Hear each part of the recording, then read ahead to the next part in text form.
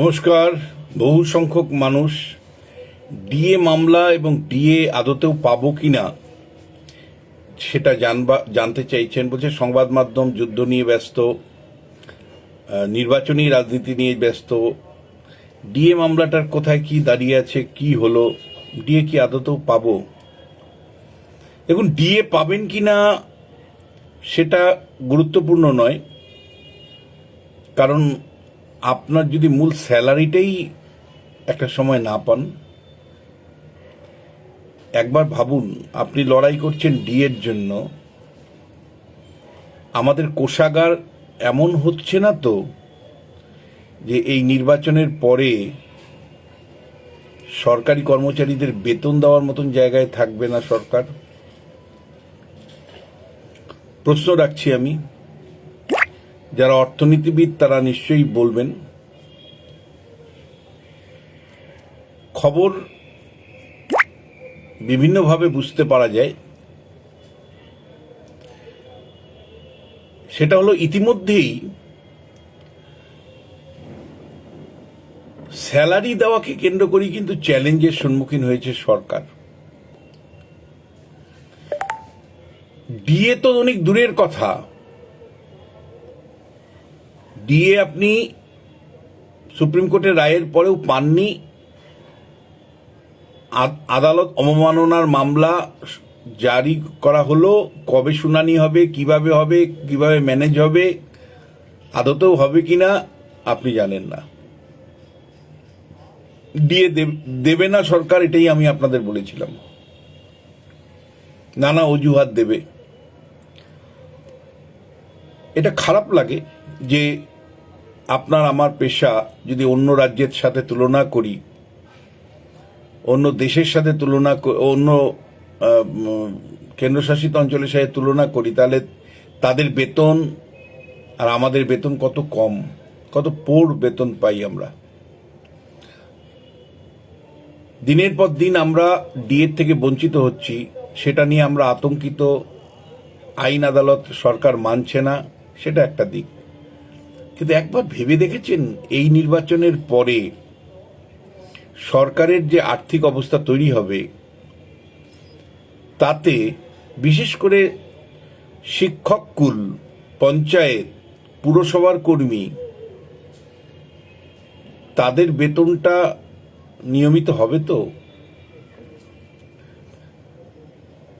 যারা অধ্যাপক আছেন বিশ্ববিদ্যালয়ে, খোঁজ খবর যদি একটু রাখেন, তাহলে আপনারা এই এই এই সময় যেটা দেখতে পাচ্ছেন, যে আপনার যদি ওখানে গেস্ট প্রফেসর থাকে, অনেক জায়গায় গেস্ট প্রফেসরের টাকা দেওয়া হয়নি,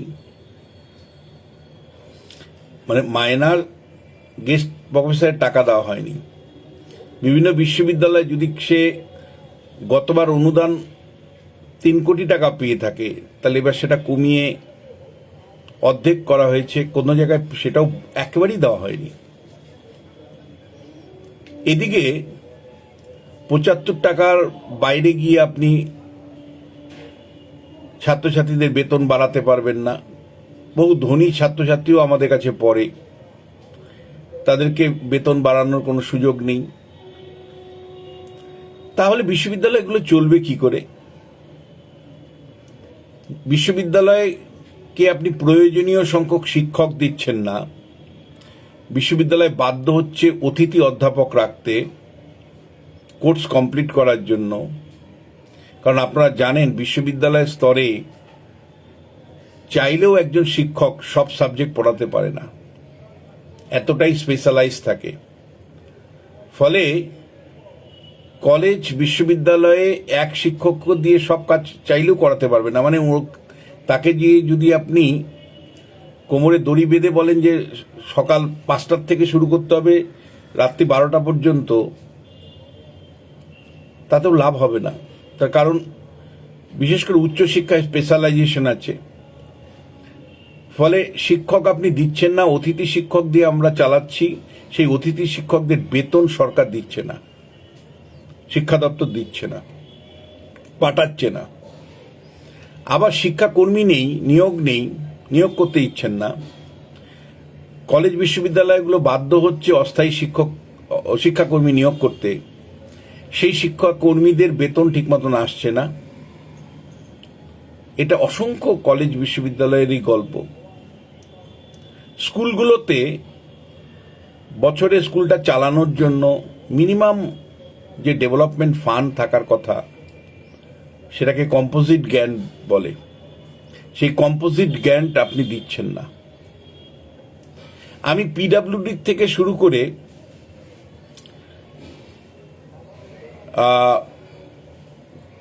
ইরিগেশন ডিপার্টমেন্ট, এগ্রিকালচার ডিপার্টমেন্ট থেকে শুরু করে পঞ্চায়েত দপ্তর, বিভিন্ন দপ্তরের, পুলিশ থেকে শুরু করে কলকাতা কর্পোরেশন সমেত বা বিভিন্ন পুরসভা, সব জায়গায় খবর নেওয়ার চেষ্টা করেছি আমার মতন করে। আমি দুঃখের সাথে আপনাদেরকে বলতে বাধ্য হচ্ছি, আমার ভয় হচ্ছে, আতঙ্ক হচ্ছে যে এই নির্বাচনের পরে রাজ্যের আর্থিক অবস্থা যে জায়গায় গিয়ে পৌঁছবে, বিশেষ করে লক্ষ্মীর ভাণ্ডার আর বেকার ভাতা দেওয়ার পরে যেভাবে ঋণ সরকার করছে, হাত গুটিয়ে দিবে না তো সরকার, হাত তুলে দিবে না তো, যে কেবলমাত্র অশোক স্তম্ভের সাথে যুক্ত সরকারি কর্মচারী বাদে স্কুল, কলেজ, বিশ্ববিদ্যালয়, পঞ্চায়েত, পুরসভার কর্মীদের দায় আমরা নেব না? অনেকেই ভাবছিলেন যে হিউম্যান রিসোর্স ম্যানেজমেন্ট সিস্টেমের মধ্যে কলেজ বিশ্ববিদ্যালয়গুলো ঢুকে গেলে হয়ে গেল সমস্যা সমাধান। হিউম্যান রিসোর্স ম্যানেজমেন্ট সিস্টেম মানেটা কি? অর্থাৎ বিশ্ববিদ্যালয়গুলো যে আর্থিক অটোনমি আছে, সেই অটোনমিটাকে রাজ্য সরকার নিয়ে নিতে চাইছে যে কোনো মূল্যে। যাদবপুর সমেত কয়েকটা বিশ্ববিদ্যালয়ের প্রতিরোধ গড়ে তোলায় সেটা পারেনি। সেখানে ব্যবস্থা, মানে রাজ্য সরকারের যে হিউম্যান রিসোর্স ম্যানেজমেন্ট সিস্টেম আছে তার মধ্যে ঢুকিয়ে দেওয়ার অর্থ হলো যে আলাদা করে আর্থিক কোনো সঙ্গতি বিশ্ববিদ্যালয়গুলো থাকবে না। বেতন ভাতা থেকে শুরু করে পেনশন সব রাজ্য সরকারের মর্জির উপর নির্ভর করবে। আমরা অনেকে মনে করলাম যে বিশ্ববিদ্যালয়গুলো যায়নি হয়তো তাদেরই সমস্যাটা হচ্ছে। খোঁজ নিয়ে দেখলাম যারা গেছে সেরকম বিশ্ববিদ্যালয়েরও 40-50 সংখ্যাটা আমি এক্সাক্ট বলতে পারবো না, শিক্ষকরা লাইনে আছে পেনশনের জন্য। অর্থাৎ হিউম্যান রিসোর্স ম্যানেজমেন্ট সিস্টেমের মধ্যে গেলেই আপনার পেনশন হয়ে যাচ্ছে সঙ্গে সঙ্গে পরের মাসে, এমন অভিজ্ঞতা কিন্তু নয়। নির্বাচন আসছে, আপনারা কেবল এসআইআর পর্বে থাকবেন, মানে এসআইআর নিয়ে আমরা শুধু আলোচনা করছি। দেখুন, যা ভেতরের খবর আমি নিয়েছি তাতে এসআইআর এর শেষ পর্যন্ত সবার, মানে বেশিরভাগ নামই ক্লিয়ার হবে, কিছু নাম বাদ দিলে। অর্থাৎ 60 লক্ষ মানুষ যাদের হিয়ারিং, যাদের ভেরিফিকেশন চলছে, দ্রুততার সাথে ভেরিফিকেশন হচ্ছে। আমার ধারণা 9 তারিখের মধ্যে একটা বিপুল সংখ্যক মানুষের নাম নর্মাল ভোটার তালিকায় উঠে যাবে। কিন্তু তা নিয়ে রাজনীতি চলছে। আমাদের প্রতিদিনের সমস্যাগুলো আমাদেরকে ভুলিয়ে দিচ্ছে। আমাদের বেতনের সমস্যা, ডিএর সমস্যা, পেনশনের সমস্যা, স্থায়ী সমস্যা, স্থায়ীকরণের সমস্যা সব ভুলে যাচ্ছি আমরা এসআইআর এসআইআর এসআইআর আর হিন্দু মুসলমানের রাজনীতিতে। এরকম একটা ক্রাইসিস পিরিয়ডে যখন আগামী দিনে সরকারি কর্মচারী সমেত শিক্ষক, শিক্ষাকর্মী তাদের বেতন ভাতা নিয়ে রীতিমতো সংশয় তৈরি হয়েছে, ডিএ তো অনেক দূরস্থ, সেই সময় কিন্তু আমাদের পেশাদার সংস্থাগুলো, মানে পেশাদারি সংগঠনগুলো দায়িত্ব পালন করতে পারছে না। কেন পারছে না? সবটাই কি শাসক দলের অত্যাচারে? ব্যাপারটা একেবারেই তা নয়। ধরুন, তৃণমূল শিক্ষক সংগঠন কিছু করবে না, এটাই স্বাভাবিক, কারণ তারা যে কোনো মূল্যে তৃণমূলকে ধরে রাখতে চাইছে। তাতে যদি তাদের বেতন না থাকে তাতেও কিছু যায় আসে না। তাতে যদি তারা পেনশন না পান তাতেও কিছু যায় আসে না। তারা আদর্শগতভাবে তৃণমূল কংগ্রেসকেই শেষ কথা মনে করেন, ফলে তারা বিনা বেতনে চাকরি করবেন, বিনা পেনশনে চাকরি করবেন, এটা তারা কার্যত তাদের মনোভাবে এটাই প্রকাশ করেন। তারা ডিএ চান না। ডিএ নিয়ে আলোচনা হলে তৃণমূলের শিক্ষকরা বিরোধিতা করেন, ডিএ নিয়ে আলোচনা হলে তৃণমূলের লোকজন স্টুডিওতে বিরোধিতা করেন। ফলে ওনাদের না চাই ডিএ, না চাই বেতন, না চাই পেনশন, সিস্টেম ভেঙে গেলেও তাদের কিচ্ছু যায় আসে না। তৃণমূল থাকলেই হলো, শাসন ক্ষমতা থাকলেই হলো, পুলিশ থাকলেই হলো। কিন্তু যারা পেশাদার সংস্থা আছে, আমি কয়েকটা নাম বলছি, যেমন প্রাথমিক শিক্ষক সংগঠনের কিছু সংস্থা আছেন,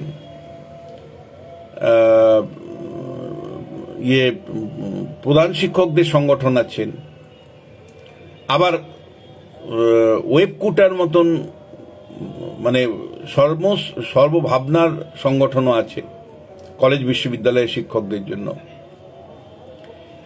তাদের কিন্তু এই নির্বাচনে বুঝে নেওয়ার নির্বাচন, তাদের জন্য তাদের এই নির্বাচনটা কিন্তু বুঝে নেওয়ার নির্বাচন।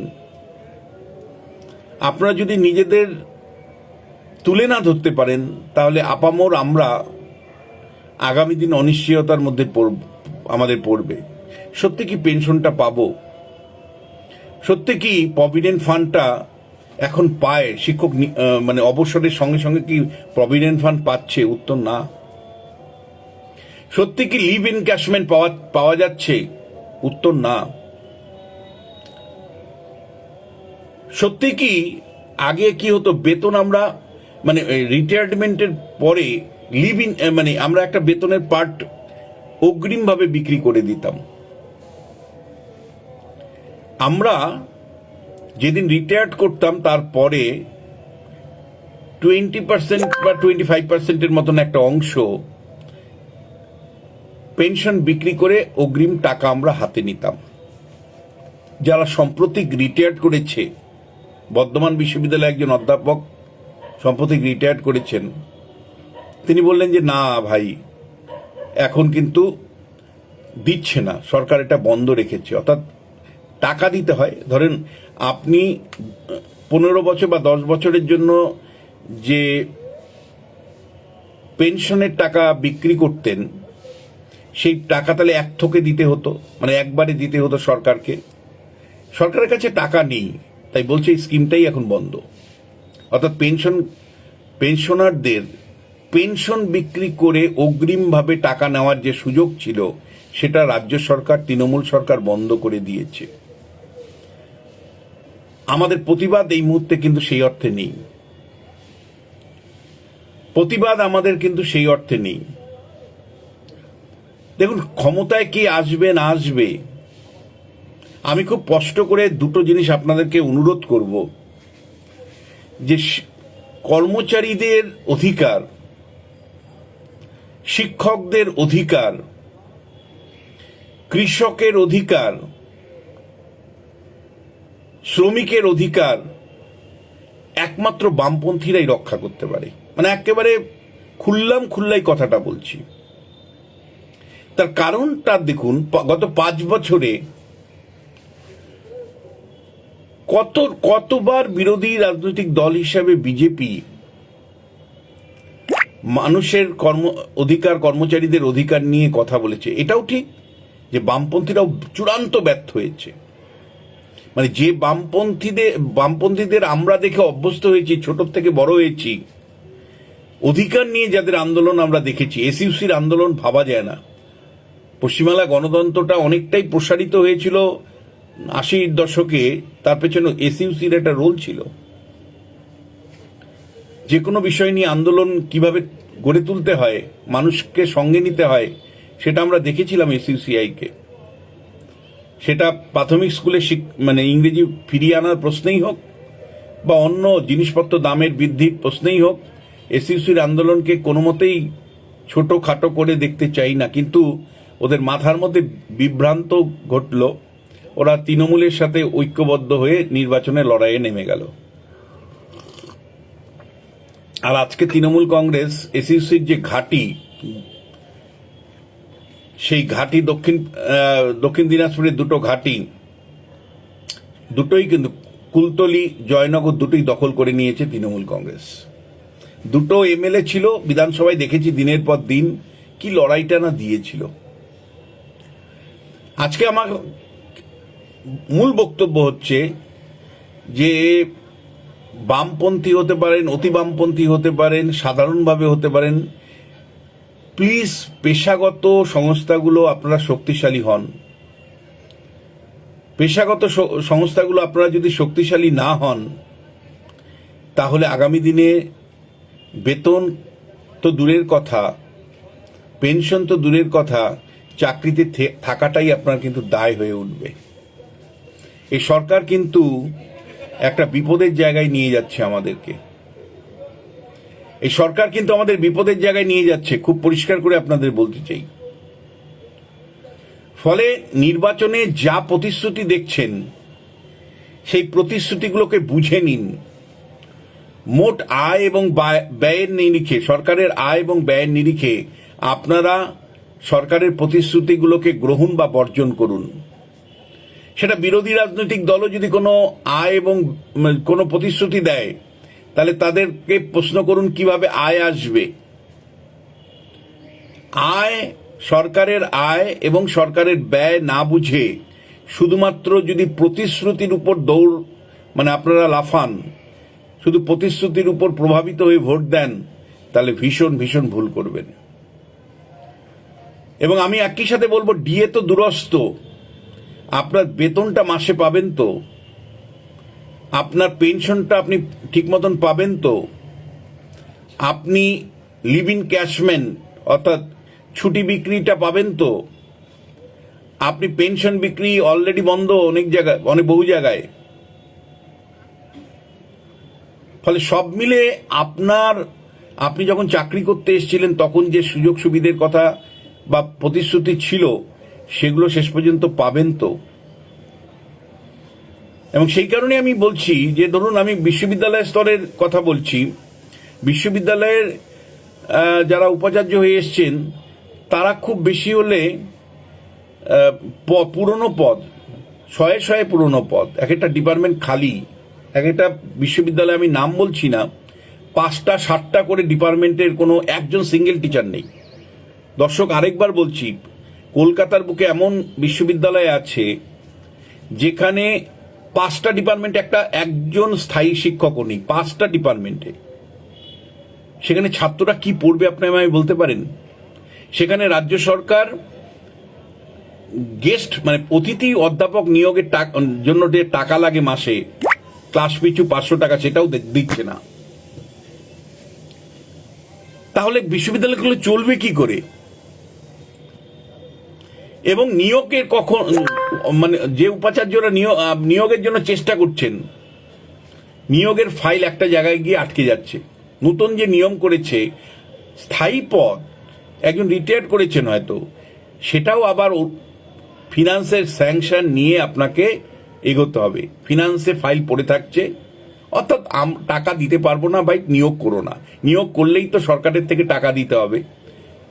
সরকার টাকার পরিবর্তে খেলা মেলাতে টাকা দিবে, বেতন স্থায়ী পদে নিয়োগের পরিবর্তে ভাতা বিভিন্ন রকম দেবে, এবং এর ফলে প্রশাসনটা ভেঙে পড়ছে, শিক্ষা ব্যবস্থাটা ভেঙে পড়ছে। 8200 প্রাইমারি স্কুল বন্ধ পশ্চিমবাংলায় তৃণমূল শাসনকালে, একটার পর একটা শুধুমাত্র সাইনবোর্ড সর্বস্ব বিশ্ববিদ্যালয় দেখতে পাচ্ছেন। সেই বিশ্ববিদ্যালয়ে না স্থায়ী সরকারি কর্মী, না স্থায়ী কর্মী আছে, না অধ্যাপক স্থায়ীভাবে নিয়োগ হয়েছে, না সঠিক পরিকাঠামো আছে, গবেষণা ল্যাব আছে। ফলে কেবল সাইনবোর্ড সর্বস্ব একের পর এক বিশ্ববিদ্যালয় গড়ে উঠেছে। এগুলো বলবার লোক নেই, এগুলো মিডিয়াতে বলবার মতনও নেই, পরিসর নেই।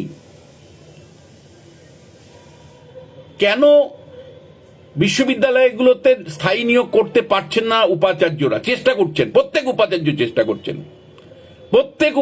চেষ্টা করছেন, অথচ তারা স্থায়ীভাবে নিয়োগ করতে পারছেন না।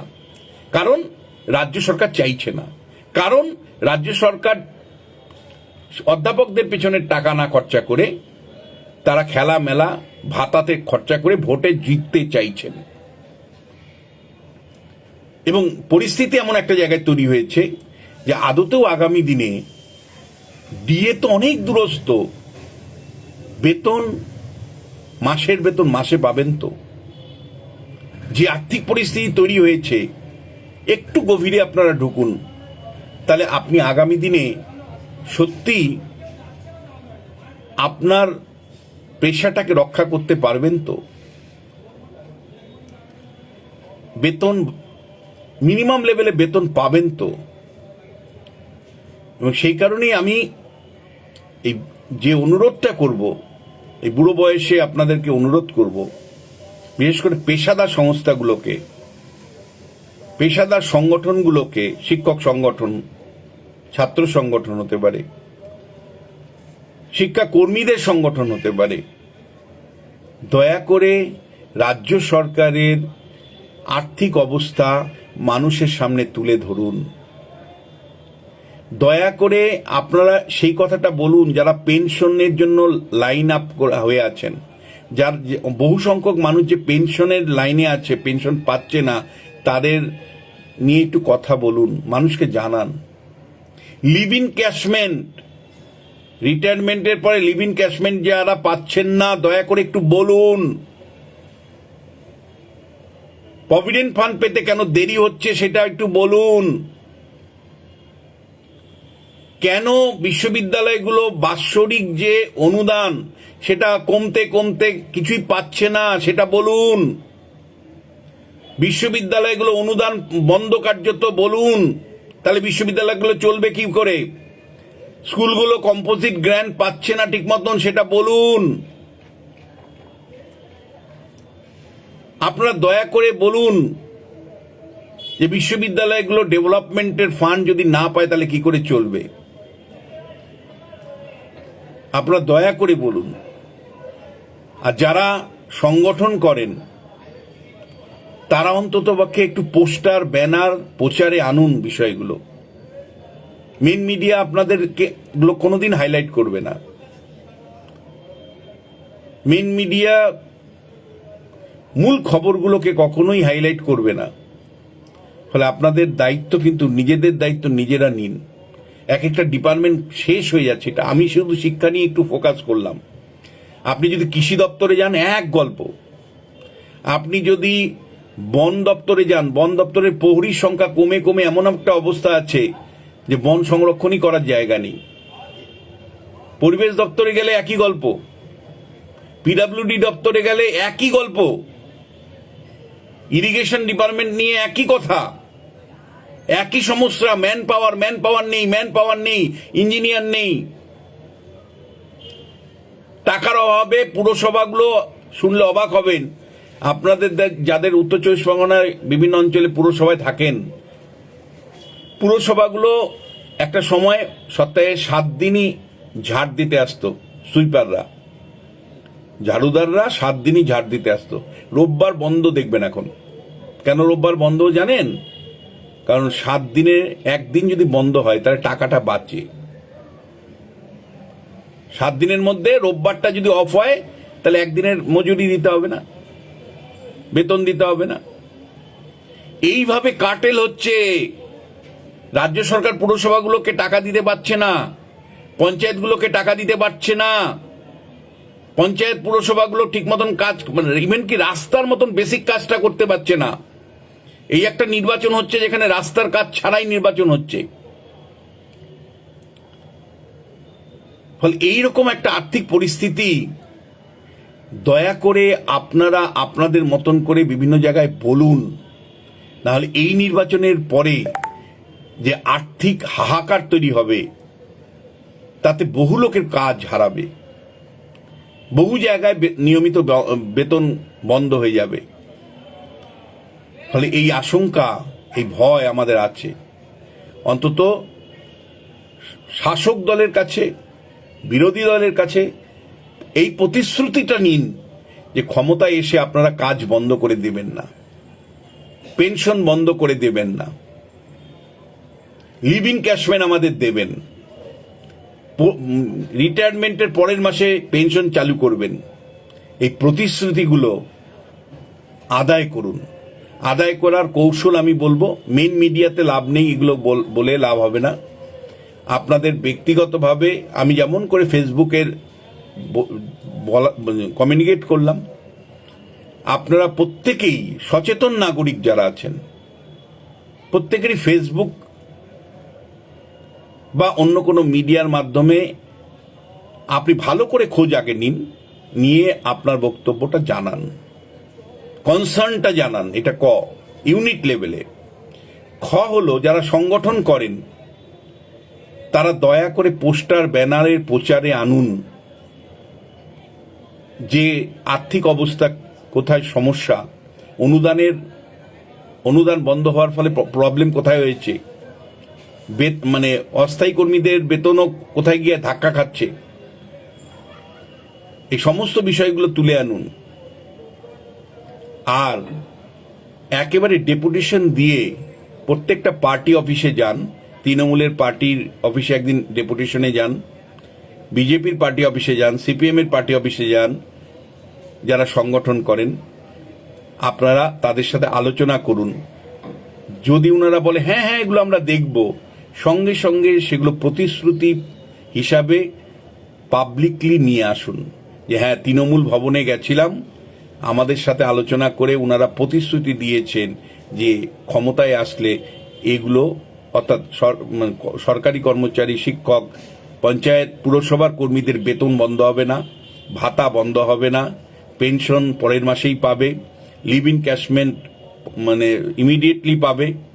এই সমস্ত কিছু প্রতিশ্রুতিগুলো লিখিত আকারে নেওয়ার চেষ্টা করুন। এবং প্রয়োজনে কিন্তু মিটিং মিছিলে প্রত্যেককেই যেতে হয়তো হবে, সেই জন্যই কিন্তু সেই দিকেও কিন্তু প্রস্তুত থাকতে হবে। কনসার্নের বিষয় আমি আপনাদের সামনে শেয়ার করলাম।